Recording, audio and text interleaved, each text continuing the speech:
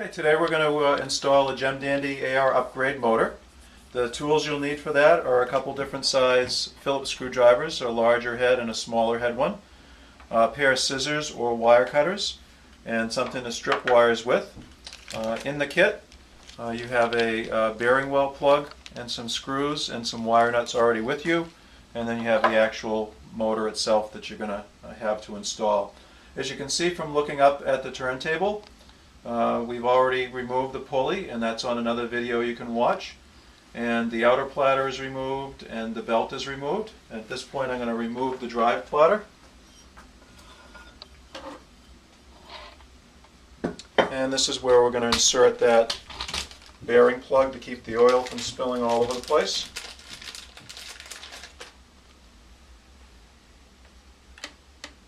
This fits in there nicely. I decided also to put the transport screw in to the sub-chassis. This has got a nice new Riga RB301 arm on it and the new copolymer arm board on it, so just to add an extra protection for that, I've got that. I've got this suspended on 4 quart paint cans with padding to protect the wood surface as I turn it over. And I also have this unplugged. Make sure you do this all unplugged, please. Okay, we're going to flip the turntable over, making sure that the can is not going to be hitting the plug. Now in most cases when you go to install a motor, you're going to have a cardboard housing over here. There's 3 screws here, and it's held with an adhesive up here. In this case that's already been removed, but you will see that when you turn your table over. You'll need to remove those 3 screws and then tear away the cardboard so you no longer have that around you. So you locate the motor, and you can see the wires that are coming off the power supply to the motor. And basically what you want to do is snip those fairly close to the power supply. And again, this is unplugged, folks. Okay, I've tucked the motor wires out of the way, and we're going to remove the old power supply. Basically, you have a choice. You could leave this in there as a vestigial kind of thing in case anybody wanted to make it back to original. But for safety reasons, I'm going to remove this. I don't want anyone to have the plug and plug it in accidentally and get shocked. So I'm showing it the way we're going to remove the entire power supply. Okay, you need to locate the switch, which is over here in the front. You can always go over to the other side and find where that is. And then this is the switch that's going to go to and connect to the new upgrade motor. So you need to snip these wires as close as you can to the power supply. Again, everything is unplugged, folks. And so this is the part that we need, and now the rest of this can be completely removed.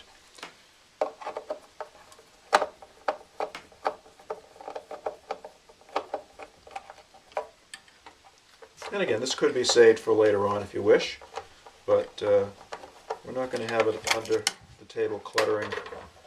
So that's gone. We've got a nice clean work surface in here.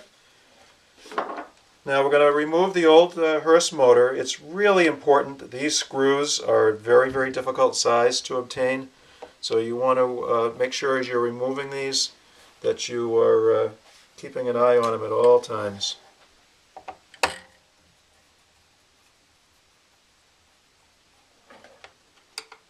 You want to put these in a place after you pull the motor out that you're not going to lose them, or they can't be knocked on the floor.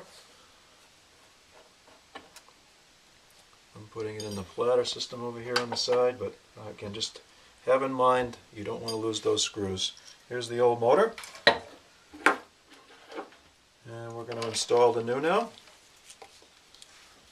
You want the wires coming out towards the side where the power supply was.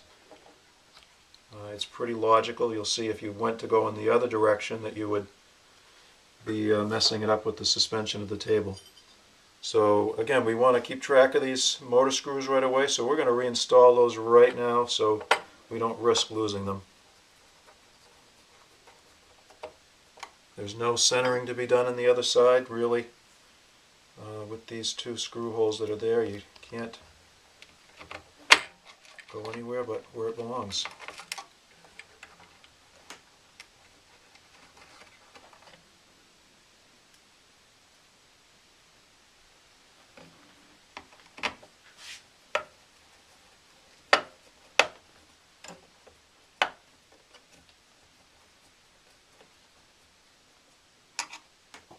Okay, that's nice and firm, and it's important that it is firm or you'd get some vibration.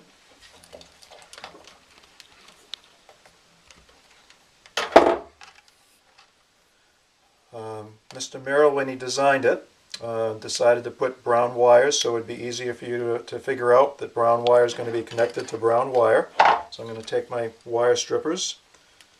These are the wires that go right to the switch, and strip those. And there are a variety of different types of wire cutters that you can use.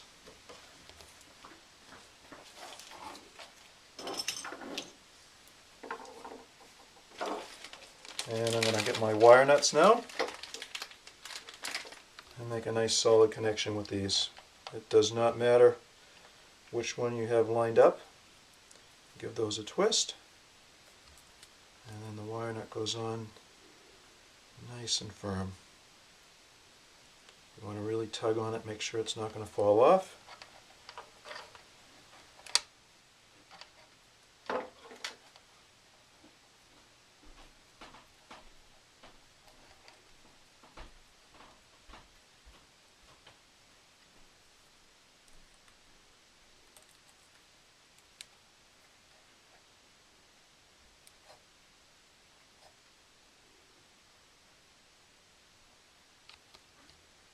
On there firm too. Now what we're not going to show at this time is the fact that you'll want to clean up these wires.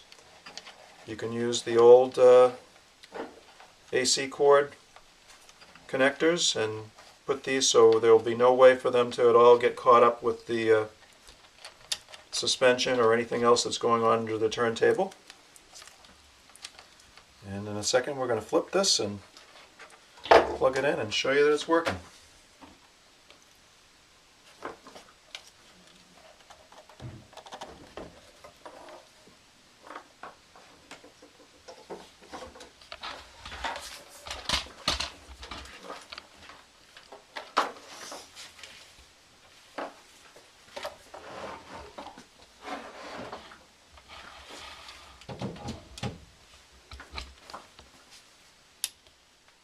And it is turning, folks, and that's how easy it is to install the upgrade motor.